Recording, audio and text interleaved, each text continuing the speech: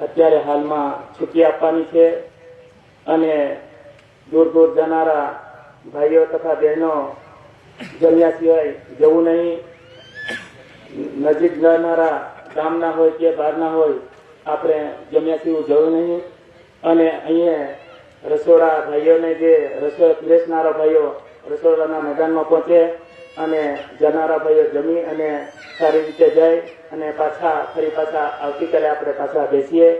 તો અત્યારે છૂટી આપવામાં આવે છે. 100 કરતા બીજું કી જય.